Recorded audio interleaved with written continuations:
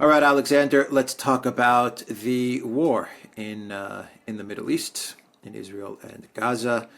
And I think we have two things that we could focus in on. I mean, there's a lot to discuss, but let's try to focus in on two things. The first one is Israel's notification to the United Nations that the UN, as well as people living in the north part of Gaza, need to evacuate to the south of Gaza. We're talking about 1 million to 1.1 million people in 24 hours. This is a statement that the UN put out as they were notified by Israel. And then we can talk about, well, there's the professionals who want peace, professional diplomats who are working towards peace, and you'll reveal who those professional diplomats are.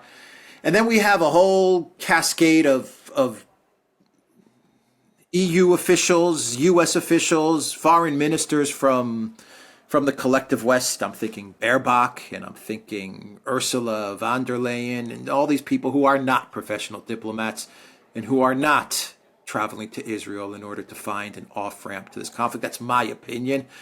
But we are seeing two different approaches to what's happening right now in this horrific war. There are a group of countries and people who are actively working to get a peace, and then I think there are people who seem to be repeating what we saw in Kiev, say, a year and a half ago. Anyway, let's begin.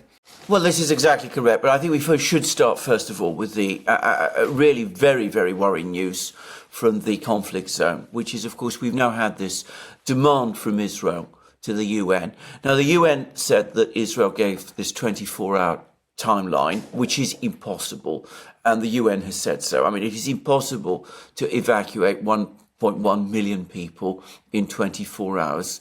I mean, there are some situations, perhaps, where you could move that number of people in that length of time, but you can't do it in this situation.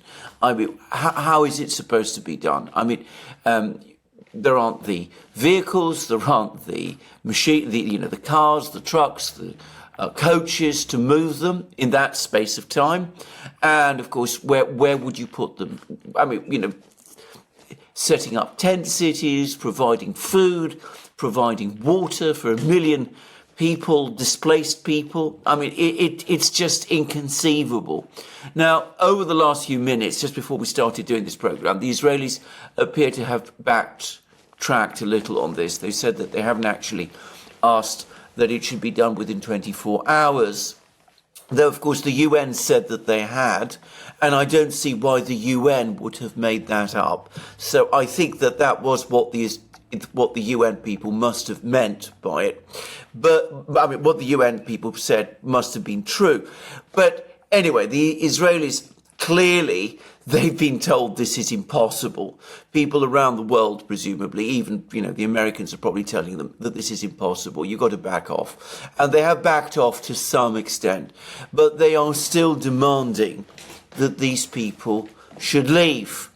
Of course, Hamas, which is present on the ground, is telling people that they must stay. And I think that they will stay, quite apart from anything else. I mean, the fact that Hamas is there and is in a position to insist that they stay, I think that's going to be decisive because, they're the people who are there. But secondly, and this must be a very, very widespread sentiment amongst people in Gaza, given the history, they must worry that if they leave their homes and Israel occupies them, then they will never go back. I mean, that's been the story of the Palestinians ever since the 1948 war. And that is something that is burnt into the memories, into the minds of every Palestinian. And I can't imagine that they will willingly leave their homes and allow another part of Palestine, as they would see it, to be lost permanently in that way. So I think that they will stay. I think that at some level, even the Israelis must understand that. And I wonder again whether this isn't perhaps an attempt to, prepare for a ground invasion of this territory and to give Israel some kind of alibi, if you like. If many civilians are killed, they'll say, well, we did ask these people to leave, which is true. But I can't imagine that the Israelis seriously believe that this is going to happen. And note that it's not to leave Gaza entirely. The Egyptians have apparently completely ruled that out. It's to leave one part of Gaza and evacuate to another part of Gaza. And I don't think that even that is going to happen.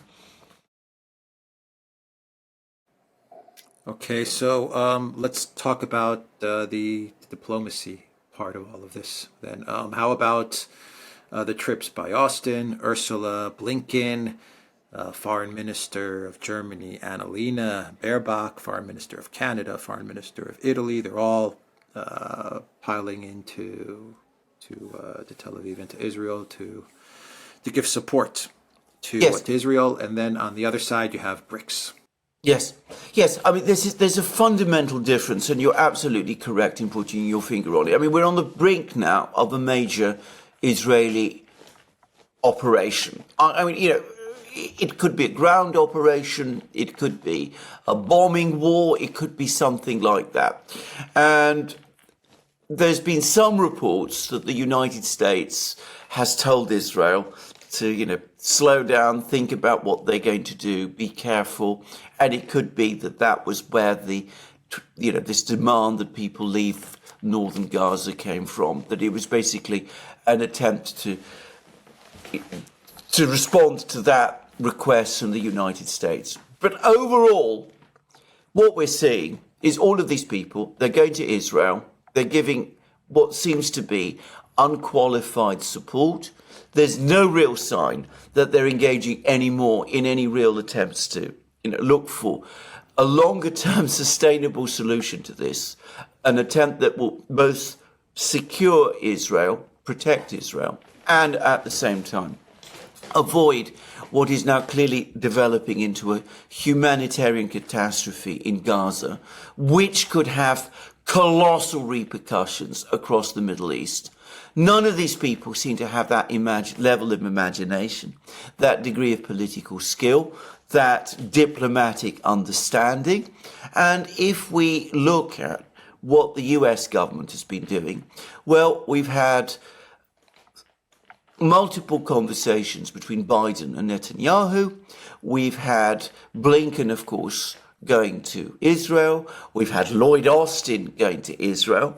So far as I could see, as of yesterday, there's only been one contact between the highest officials of the administration, which is to say Blinken, Sullivan and Biden himself and the Arab states, which was a single call between the President of the United States and the President of the UAE. So all of these people piling in, giving support, doing exactly what you said with Ukraine. No real attempt to think a way through this problem. Reflexive action, give weapons, give support, make threats, put pressure. And of course, now we see a completely different approach, which is now happening amongst the BRICS states. And bear in mind, I say the BRICS states, BRICS has now massively expanded. So all of the major players that we're talking about are now members of BRICS. So we've had a conversation between the president of Iran, President Raisi, and the Crown Prince of Saudi Arabia, Mohammed bin Salman. We've had the Iranian foreign minister has been working extremely hard, talking to multiple foreign ministers, to those of Egypt, those of the UAE, those of Kuwait, those of Iraq. The Russians, of course, have also been busy. We've had conversations between Putin and the Prime Minister of Iraq, who was by chance in Russia, and they had a big meeting there, and there was a news conference. The foreign minister of Russia, who's of course Lavrov, he's been talking to the Iranian foreign minister, he's been talking to the Egyptian foreign minister.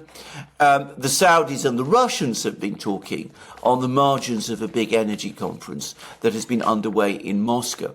There is intense diplomatic activity. And Putin has been making all sorts of comments. He's been saying this is the cause of the problem is that we have never set up the Palestinian state. The United States has monopolized diplomacy in this region since the mid-1970s. He didn't give that date, but that's really when it started. That the Americans have never really come up with a coherent approach to this problem, that they haven't really considered Palestinian concerns. They've never really addressed Israel's actual true security interests. And what Putin is clearly hinting at is that the BRICS states, and every one of these states now, apart from Egypt, apart from Iraq, which is not yet in the BRICS, but Egypt, Saudi Arabia, Iran, they're all members of the BRICS. I forgot to mention that Erdogan and Putin have also spoken. So all of these people are speaking. What I predict is going to happen, what I'm sure is going to happen, is that they're going to come up at some point with a peace initiative looking for a ceasefire. Putin says there must be an immediate ceasefire by both sides. Civilians must not be targeted by both sides. Now that is a statement directed at Hamas, obviously, because they deliberately targeted civilians and killed them in the most gruesome way. But it is also a statement directed at Israel. Bombing Gaza is not going to be the solution to this. So there's going to be a demand for an unconditional ceasefire, and then there's going to be a demand for negotiations. And the objective must be to establish a Palestinian state eventually, with Jerusalem as its capital, East Jerusalem as its capital. The Russians have said that if that happens, they will recognize that Israel's capital is also Jerusalem. They said that in the past. But anyway, that is what they want to see happen. And I predict that before long, we're going to see a major BRICS initiative to that effect. And the most powerful BRICS state of all, China, is apparently staying outside all of this. We've had no indications that they've been involved in any of these discussions. But of course, the reality is they must be. It is inconceivable that the Russians and the Chinese aren't speaking to each other about this matter. I'm sure the Iranians are also speaking to the Russians. I'm sure the Chinese. I'm sure the Saudis are speaking to the Chinese as well. But the Chinese media is also clear that this is the result of failure of US policy in the region. So they're now starting to echo Russian talking points. And of course, just this morning, a few minutes ago, in fact, Maria Zakharova, the Russian Foreign Ministry spokesman, said that the job now of the other states, the real community of states outside the West, is to clean up the mess created in the Middle East by the United States. I mean, she's made it explicit. So this is the difference. The Western powers piling into Israel, not coming up with proposals, not really having much dialogue with the Arab countries, the BRICS states working on what is clearly an attempt at some kind of big diplomatic initiative. And I expect to see that start to develop, maybe not immediately, but at some point within the next few weeks. And we'll see what the response to it is when it happens then. Yeah, the phone call, the one phone call that took place between Biden and the Biden White House in Qatar, I don't even think that had anything to do with some type of off ramp or any type of negotiation. I think that was completely focused on the $6 billion in funds in Qatar. That's what I think that phone call was about. Absolutely. So they I don't think they even discussed trying to find an off ramp. It was all about money. How can we freeze that $6 billion so it doesn't get to Iran and eventually it makes its way back to us? I mean, it's nothing. I mean, Biden ought to be on the phone at this moment to the president of Egypt. He ought to be talking to the Crown Prince of Saudi Arabia. He ought to be talking to the real leaders of the Arab world. Well, exactly how? He's not capable of doing it, and we all know that. And we have that problem also. I mean, that is the problem also. Once upon a time, back in the 1970s, which the Russians say was the bad time of American diplomacy. But I can remember in those days Henry Kissinger doing his shuttles. He was going from Israel to Egypt, from Egypt to Saudi Arabia, flying back to Israel. He was constantly working the phones. He was doing all of these things. Today, the United States does none of that. Eventually, no doubt, we will get some kind of feeble contacts, but nobody any longer believes there's anything convincing about any of that. And the European Union is just nowhere to be seen. And Josep Borrell and Ursula von der Leyen and all those awful people, and sorry to say that, and Baerbock and all that lot, I mean, they are absolutely useless in this affair. I mean, it's laughable to even consider that someone like Annalena Baerbock is able to contribute anything to finding some sort of peace in this war. I mean, it's just a laughable proposition. But, you know, they go there because this is some sort of, I don't know, I can't think of the word, but it feels like it's some sort of virtue signal in a way. You know, I have to go there, I have to show my support, but they're not going there to help, to be constructive. It's just more for the show of it. That's right. And they're going to escalate because they're going to say stupid stuff. Yes. That's the problem. They come out and they say dumb things and it escalates the situation. That's exactly correct. I mean, you know, you can say strong words about Hamas, and perhaps you should, but the function of foreign ministers is to try to seek solutions. And they're not coming up with any. I mean, that is the fundamental problem. I mean, you know, they're not really working towards a solution that is an optimal one. They're just sitting back, cheering on events that they don't, I get the sense, truly understand. And even as the whole situation there is now in danger of spiraling out of control. I mean, a prolonged bombing war against Gaza is going to have major consequences across the Middle East. Unavoidably it will. And that is something which, as a diplomat, as a foreign minister, you need to think and be concerned about. But there's no sense that they really do understand it, and that they really do understand how this is perceived, not just in the Middle East, by the way, but across the Islamic world and the global South also. So what happens if and when, and I agree with you, I think the BRICS, it's clear that the BRICS are going to come up with some solution. To be honest, I think they are the ones that can provide a solution. Yes. I mean, you know, if you have one party in a dispute that has been allegedly has been trying to find a solution to this Gordian knot that we have here in Israel, and they haven't been able to untie this knot, that's the United States, and they've been trying 10, 20, 50 years. They haven't been able to do it logically. One would say, you know what?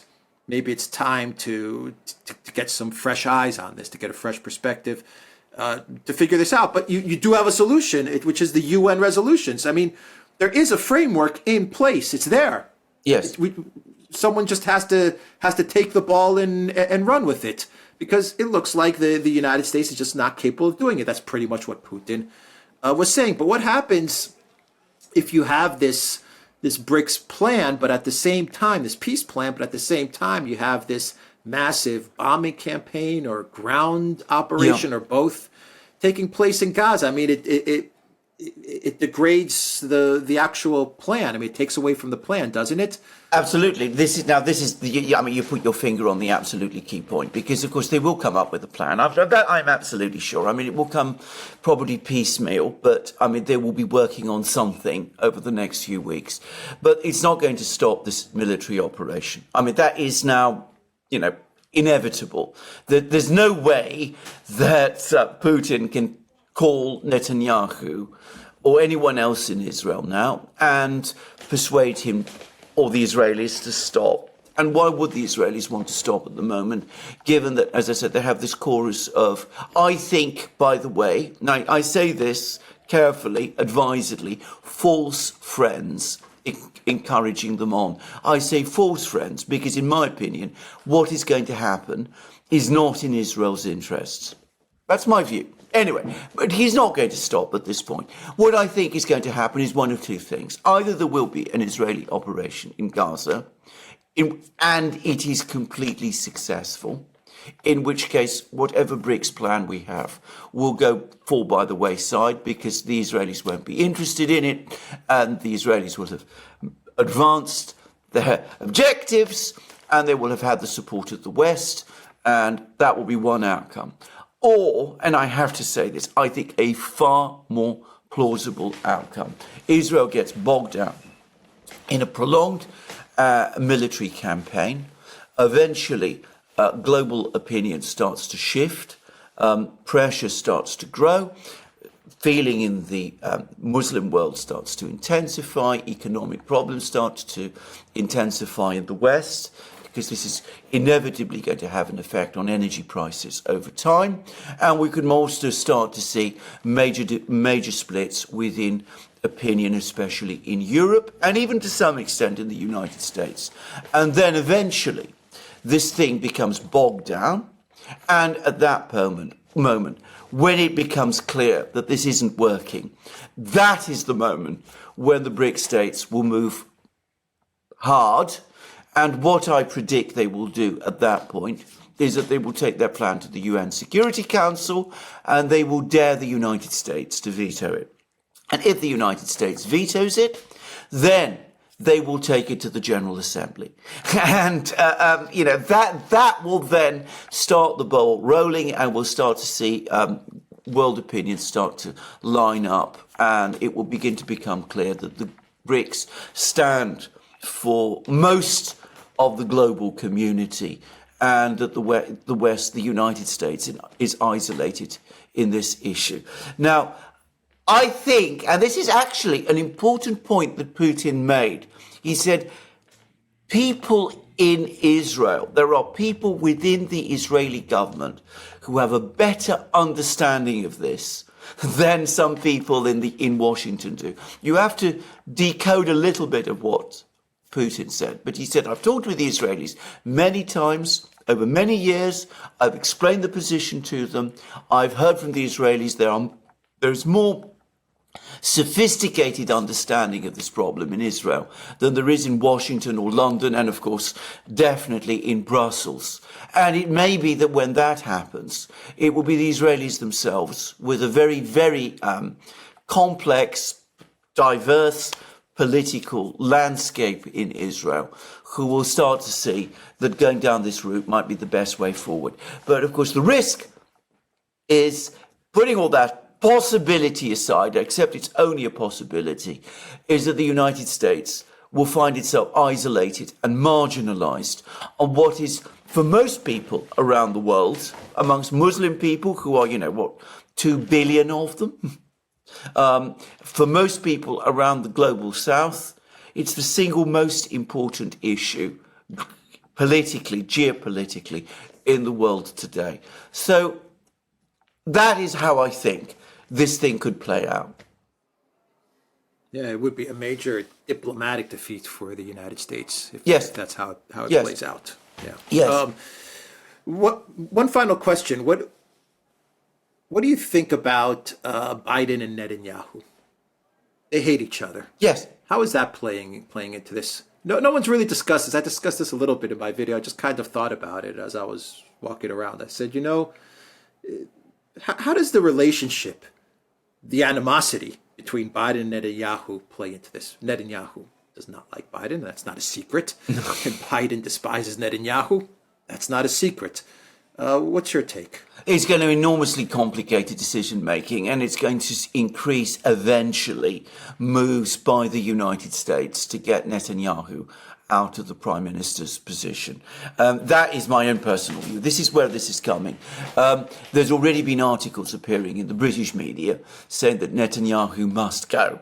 And I think that we're going to see more and more of this, not immediately, but over the next few months, if this crisis becomes prolonged and deepens. Because make no mistake, if there is a prolonged crisis in the Middle East, it'll suck all the oxygen out of everything else. I mean, geopolitically speaking.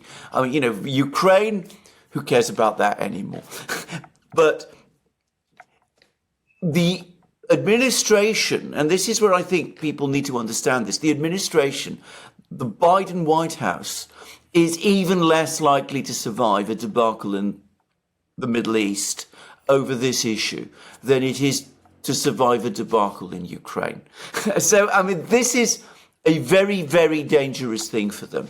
And if they start to sense that Netanyahu is standing in the way of whatever it is that they're coming up with over this crisis, they will work with their friends in Israel, of whom they have many, to try to leverage Netanyahu out.